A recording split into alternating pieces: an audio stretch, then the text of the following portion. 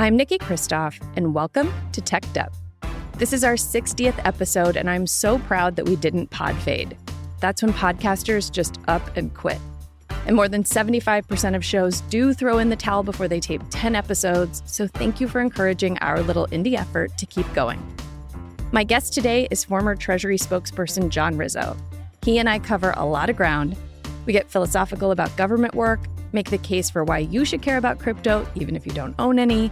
And John gives advice to the AI industry about how to avoid the DC deathmatch that crypto is facing. Don't forget to check out the show links if you want to dive deeper. Today in the studio, our guest is John Rizzo. John, welcome. Hey, Niki. Good to be with you. So you were a spokesperson at the Treasury Department. You've spent your entire career up until recently in politics and the public sector. Welcome to the private sector. I know. It's an interesting place out here. I'm getting used to it and I like it. You like it? That's good. I do. It's a lot of interesting challenges, interesting people. So it's been good. I'm glad you think that.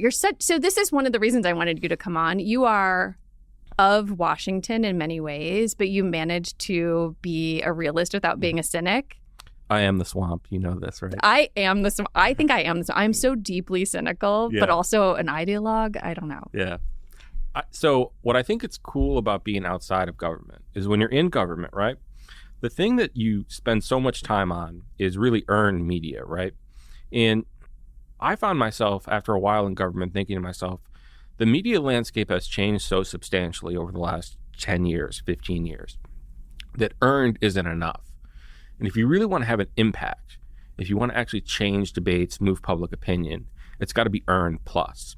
And so the coolest thing that I get to do in the private sector now is earn plus.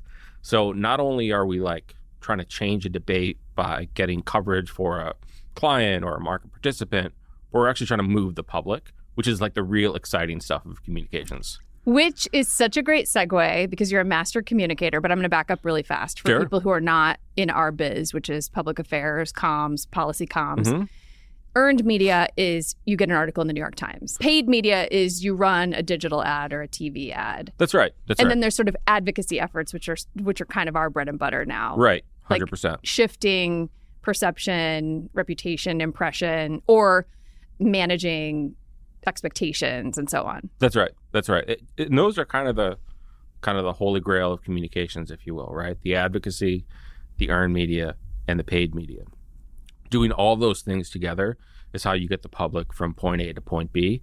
And that's why everyone got into communications, right? Right. Well, and you make an interesting point, which is the government, which frankly could use some more paid media. Yes. I think of this all the time. This is not the topic of the day, but cybersecurity. Yes. Public service announcements about cybersecurity are so needed, but no one's going to pay for that. Right. I think there always will be a hesitancy in Congress to allocate money to paid advertising. We've seen it in narrow circumstances. So the ACA, we see those ads, I think all of us, no matter what we watch or consume. But that's the rare example. So if you look at the IRA right now, and of course we're getting a little discursive here from the topic, but nevertheless. That's okay. If you look at the IRA. This is not 60 Minutes. Like we can get discursive from the topic. Good. So the IRA, right? Mm-hmm. One of the things the Wait, let's just for people who aren't Inflation Reduction Act. Inflation Reduction Act. More of a climate bill than an inflation reduction bill, but perfect naming though. Nailed it, Congress. We got the senator from West Virginia, which is all that matters, Correct. Right? So the Inflation Reduction Act obviously puts a lot of money into clean energy, a lot of money into, let's say, solar, other types of clean energy. One of the challenges that communicators at the government level have is that essentially what they need to do now is a marketing campaign, right? They need to help get people to adopt solar in their homes or clean energy in their homes.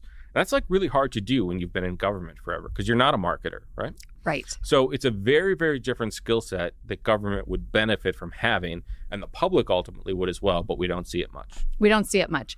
And right now, what we're going to talk about is the flip side of that, which is how we met. We found ourselves trying to sell the concept of crypto to the American people. Yeah. We're a little late to it. We're not really late. We were here, but you just got out of the government. Mm-hmm. So you're now free to write columns, which you do a lot of, to assess the industry. You're tweeting.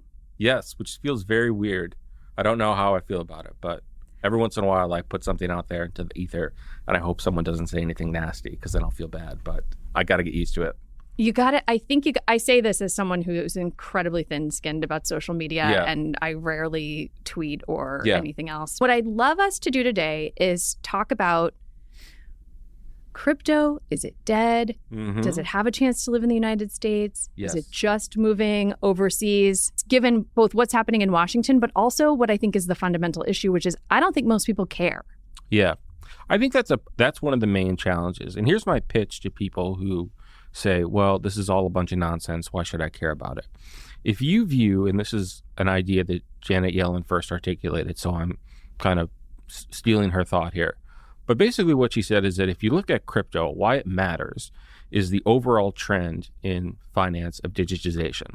So both of us probably had an experience going to the store with our mothers or fathers, let's say, years ago, and they pull out the credit card and they use that old machine where they swipe it, right? Mm-hmm. Well, that was an innovation, and what preceded that was a very cash-based system. So now what you see in crypto is the next step in financial digitization. And if you believe that that trend will continue, then you should care about crypto no matter whether you want to own a token or not.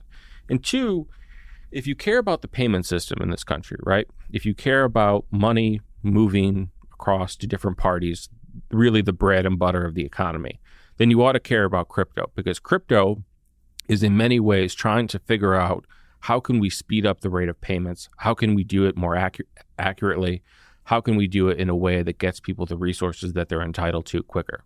Right.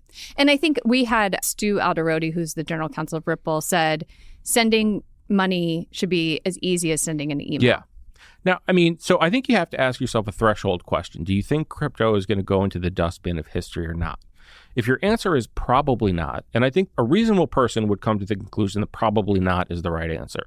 And the reason is because the rest of the world is racing ahead of it. You ought to care about it. And whether you or not you're a Bitcoin holder or whatever, it matters to your future financial life.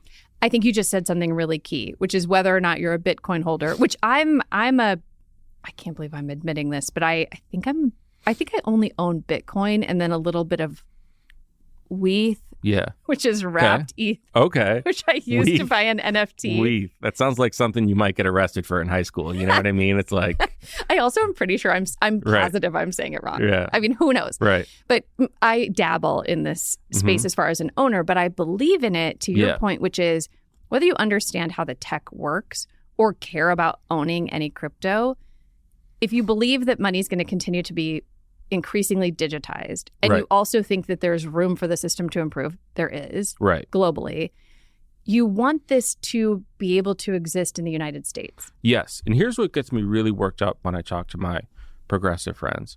If you're totally anti-crypto, what you're essentially saying is the financial system as it is just fine.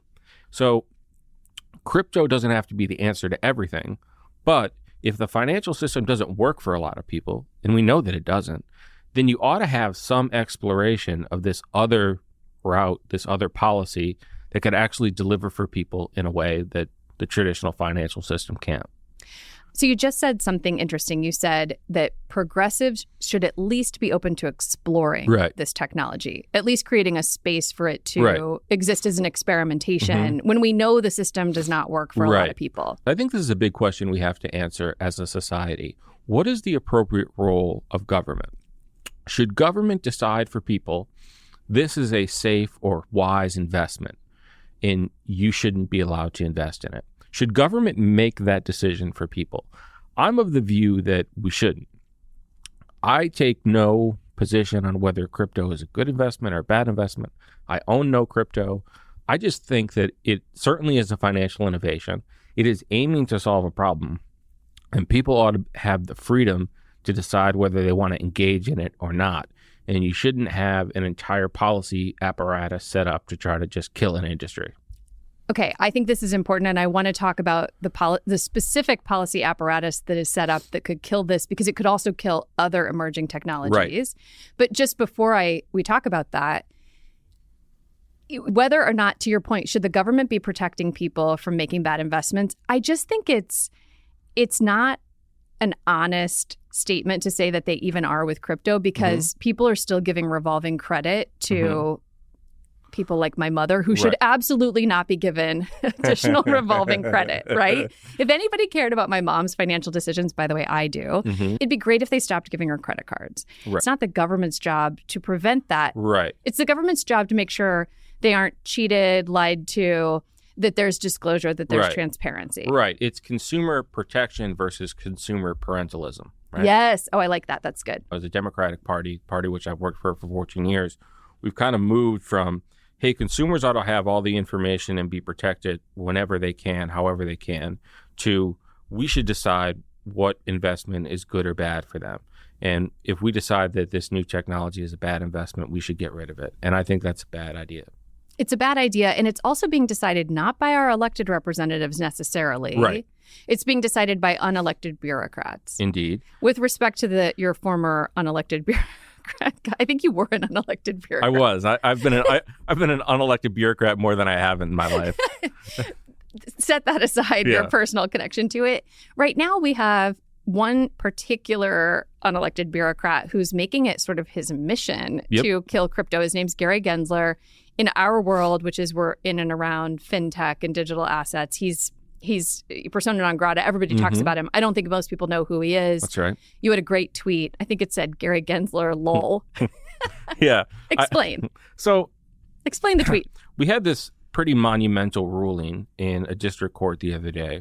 Judge Annalisa Torres made a ruling that was contrary to the SEC's stated position on whether crypto tokens are securities or potentially something else. And what was interesting is that immediately afterwards, you had this kind of Trumpian braggadocio statement from the SEC that was basically, declaring victory. It was very bizarre, which was my first thought. And, usually as a regulator, you have an obligation with your statements to play it straight, right?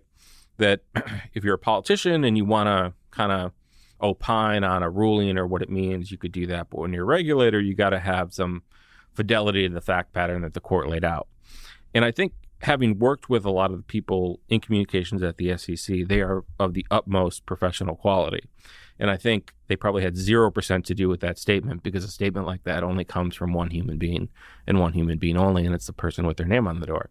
So that's what I thought was rather hysterical, this kind of defiance in the face of reality. 1. 2, it actually didn't have to be this way. So here's kind of my view of what happened. Basically, Gary Gensler, a bunch of people who call themselves progressives, decided they want to get rid of crypto, or decided that there was real risks in crypto. And instead of trying to regulate it, bring it into the regulatory framework to make it safer, they said, we're going to kill it. And actually, ironically, what they've done is they've reinforced a status quo in which there are fewer consumer protections and less rules. So by not compromising, right, by not getting in a room with Republicans and other moderate Democrats and say, hey, let's figure this out, let's bring it into the regulatory perimeter, let's come to some kind of agreement that we can all live with. They've actually made consumers more vulnerable to scams because they're so fixated on this wacky legal theory of trying to get rid of it that they're not making any progress on what people need. And that actually brings up an important fact that I think sometimes folks forget, but will become relevant in October when Sam Bankman-Fried of FTX starts his trial in New York. FTX was primarily operating overseas. So people who wanted to use that did not have any protections of the U.S. government. The people who are banging the table loudest for more consumer protections are the same people in some instances that are making it less likely we get those consumer protections. If you have a technology, right, and that's what crypto is, it's technology, derivative of another technology. You can either regulate it or make it work within your system, or you can do this fool's errand of trying to get rid of it. And in trying to get rid of it, what you actually do is push it overseas. And if you're a regulator, when you push something overseas, you have less control over it. So now, in an effort to protect consumers, we've had a group of people on Capitol Hill and in certain agencies trying to kill crypto in the name of consumer protection. What they've actually done, now 2 years later, is reinforce the status quo that was in existence when they got into office. And that status quo was terrible for consumers. Additionally, we have more crypto activity offshore than we've ever had before. And you have other countries racing ahead with regulations. So when it comes to technology, and this is also true with AI, right? You can either set the rules or you can make it work for you, or you could do the fool's errand and try to get rid of it. But in the end, you're going to fail. The consumer is going to have less protection. And ultimately, the rest of the world is going to race ahead of you. That's right. I think that's exactly right. And I'm glad you connected it to AI, because sometimes people say, oh, stop trying to make fetch happen, Niki. Like, stop talking about crypto, which I do believe. I certainly think some degree of the tokens that exist today will continue to exist later. Yeah. Absolutely, blockchain technology, whether it exists as sort of this decentralized standalone or is just incorporated into traditional finance, right, it's going to continue to exist. London, Dubai, Singapore, they are welcoming with open arms the engineers and entrepreneurs who want to build on this. Yeah, right. You can either embrace technology and make it work for you, make it work for the consumer, or you can watch it go away. Sheila Warren, who is head of the CCI, which is the Crypto Council on Innovation, she has this great point, and so I'm taking her point here. And she tweeted this several months back, and she made an analogy between the semiconductor industry, the chips industry, and what's happening to crypto. Essentially, we let the semiconductor industry, the chips industry go, right? And then we had to buy it back in the form of something called the CHIPS Act for $550 billion. And so here we are again, letting innovation kind of go overseas.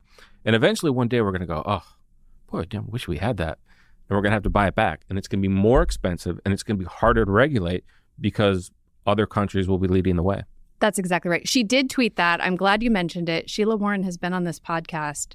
Incredibly, her brother, who doesn't do anything with crypto, has also been on this podcast. Yeah. Oh, wow. Yeah. Although okay, I didn't know he was her brother when I asked him on. I'm an only child, so I've got no one else that I can give to you. We got to have someone else from the Rizzo family come on and talk my mom's really funny. I'll tell you that. So I'm going to have you meet my mom. I would love it. We need moms on the podcast, okay, actually. Good, I think it'd be good. You raise the specter of this is not going to be just blockchain or crypto that this could happen with.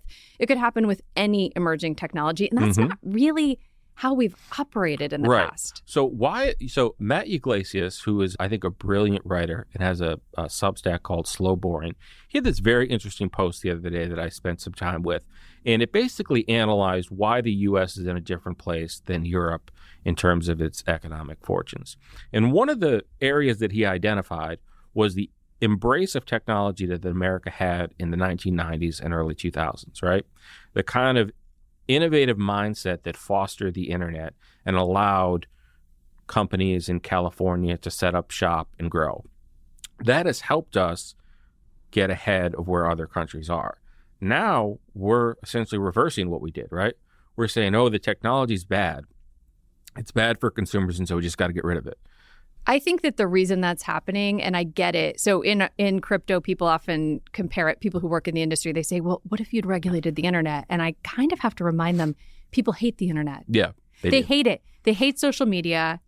They feel like their data is extracted. However, the economic reality is that Silicon Valley and big tech and also small tech has absolutely driven our economy for the last 25 years. Right. And as that shifts to new technologies, instead of saying, okay, we missed some things with social media and we need to sort that out. Right. Instead of regulating ahead of time to avoid that, which is short-sighted, I think that's why we're having this reaction. Like, well, we don't want to screw up and forget to regulate AI. So it's like Panic at the Disco. Let's just start regulating first. And one of the things I learned most from being in the orbit of Secretary Yellen, and you could learn like a lot of things being in orbit, just like sitting there as she's, reading things and talking. But one of the things I learned from her and her scholarship over the years is there's no perfect economy. No such thing. All it is a series of choices with trade-offs, right? And technology is the same way. In the 90s and the 2000s, we decided that we were willing to risk some of the downside potential that tech companies had, social media sites had, in order to embrace that innovation and get the economic growth that comes with it. That doesn't mean we don't care about the stuff that we don't like. That doesn't mean we care that, Facebook's role in the 2016 election or whatever.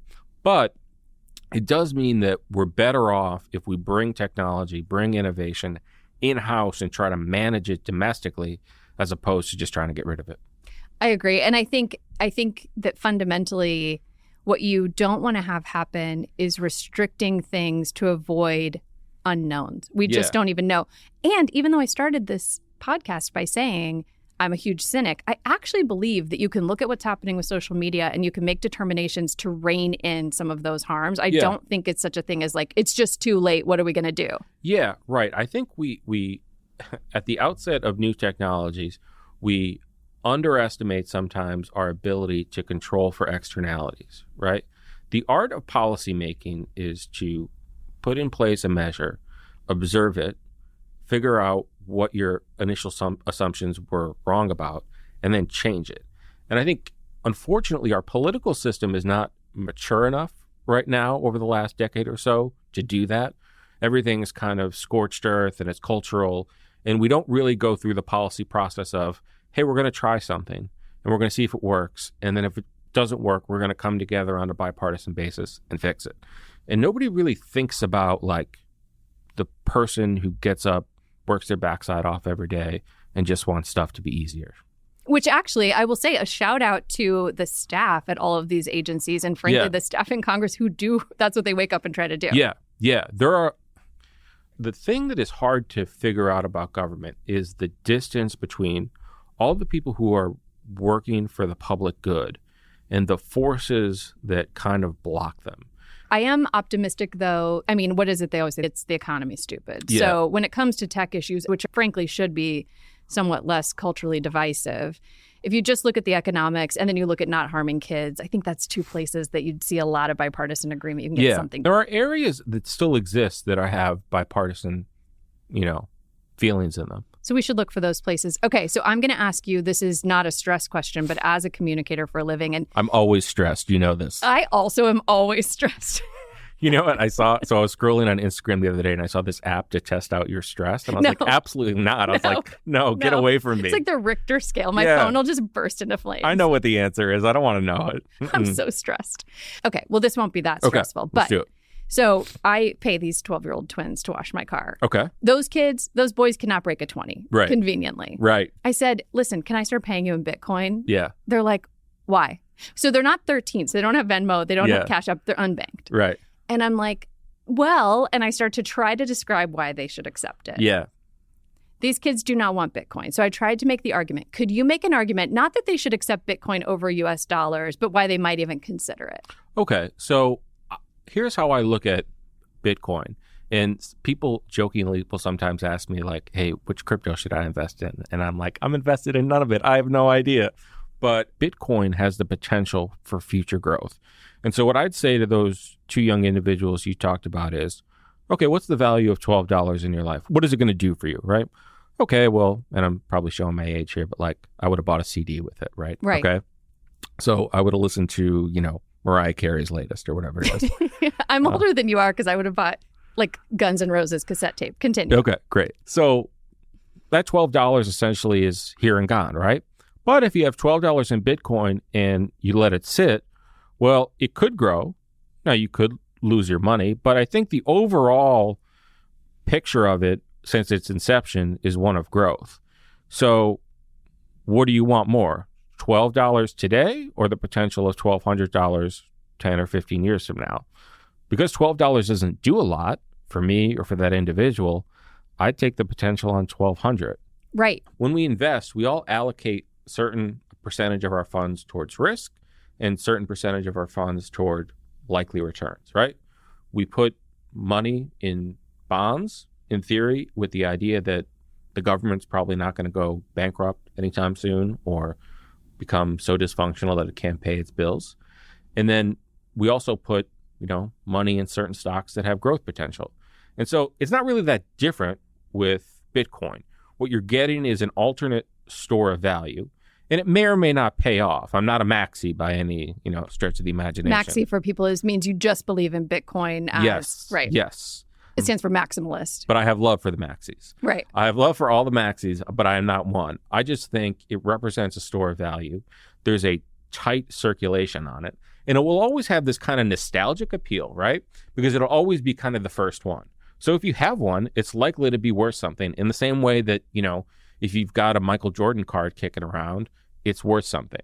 Right. And just having it, to your point, as who knows what the future is going to bring. It's an option to have it on your phone or in your wallet as value you can carry around no matter what happens to the nation state you live in. So I don't know about you, but I would have never thought of this in the 90s, right? But we live in more uncertain times now than any time in our lives, right? Oh, Bitcoin is part of my Handmaid's Tale plan. Right. I have a whole plan. I got a go bag, and it includes a number of things I'm taking with me to wherever I need to go. And that might sound crazy. It might. Yeah. But who knows what's going to happen? I mean, if you look at like the last 10 years, we had January 6th. We've had multiple close run-ins with the debt ceiling, which would have unknown impacts on the financial system. So all of those things should, sober us up and say, hey, there's ways to hedge risk. We ought to explore them. Okay, so just to wrap this up, I'm not going to mention to the 12-year-olds that they should have a zombie plan that includes alternative currencies. No. And to be clear, I have no stores of canned goods in my house. My cupboard is bare. I have a few Cliff Bars and a small amount. I've got Cheez-Its. Do you like Cheez-Its? I've got Cheez-Its. I've got a small amount of Bitcoin. If the world ends, you and I could live on Bitcoin and Cheez-Its. That's basically the plan. So not going to talk to them about the world ending, but, and also this is clearly not financial advice. As someone who spent their entire life in government, I should never offer financial advice. Neither of us are offering financial advice. Right. But the idea that this is just a technology, letting people have the freedom to decide if they want to have diversity in how they're hedging value, have diversity in the types of currency they want to have. And even if Americans don't want it at all, don't care, and don't know how it works, we surely don't need to be sending it overseas. Right. This could happen to AI. What's happening with crypto, which is like we probably have an 18-month runway before this could, into the next administration where you might just see everybody move overseas. It's like the semiconductor. It could happen with AI. With AI, and I think you'd mentioned to me, I tweeted something the other day when Gensler gave a speech about AI, and it was eerily similar to the thoughts he gave early on about crypto. There's an innovation here, but there's a lot of fraud. And my immediate thought is they're setting the stage, this group of people on the super left, to do the same thing to AI that they've done to crypto. For me, I think AI is in the most vulnerable position that I can remember any new industry being in my lifetime. And that's because there are people on the left and the right that are deeply suspicious of it. And that's unique for a new industry. If you go back in time, you look at other new industries, it's highly unusual to have both political parties deeply suspicious of it. And I think the AI industry is in real danger of getting run over by Washington if they don't make fast moves now. And this brings us full circle because that is an opportunity for professional communicators. It is. Indeed, it is. And that's what we both do. The idea is to tell a story or try to tell a story that wins hearts and minds to get the right policy outcomes in D.C. That's right. I mean, and if you're the AI industry right now, the biggest danger that they face is that the public doesn't know a lot about what they do, but they're scared of it. And you've got politicians that recognize that and recognize how easy it would be to demagogue AI. And so we've seen a lot of engagement from the AI industry in Washington right now, but we actually haven't seen a ton of engagement with the American people, which is their Achilles heel. That's right. And on all these things, if you can't convince the voters to care, then you might end up with people doing things that are not necessarily in the interest of the American people. Right, exactly. And what people, I think, probably don't understand is that AI has been around for a long time, right? Yes. We've all used spell check, right? We all have automatic braking systems, right?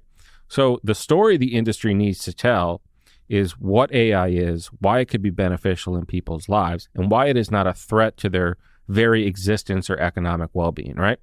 And then from there, what they've got to do is get ahead of where the government is on consumer protections.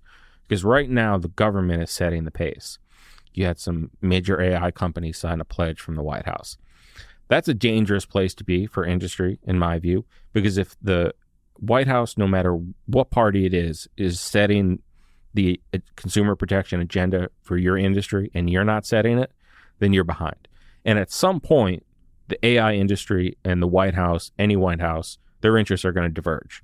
And so what AI has to do is be ahead of that so that they can argue to the American people that they're right and government's wrong, if that's what they believe. And this is fundamentally something that I say every single day to all of my clients across the tech industry is you aren't just communicating to policymakers, which is what doing something with the White House does. You're communicating with the people who are going to be using this, who need it, and are going to want to demand access to it. So influence is multifaceted, right?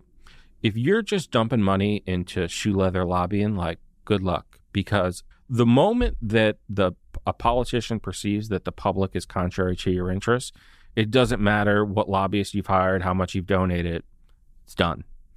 What you've got to do as an industry, and this is true of AI, this is true to crypto, is how do you align the public's interests with your interest, right? You've got to understand your audience, right? In some cases, that's base persuasion.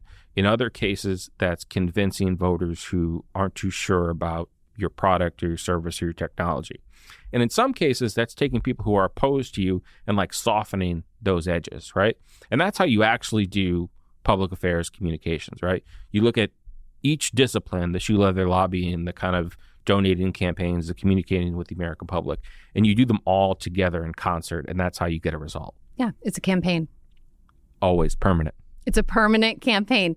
John Rizzo, thank you for taking the time to come on. This was a really fun conversation. All right. Thanks a lot. Appreciate it.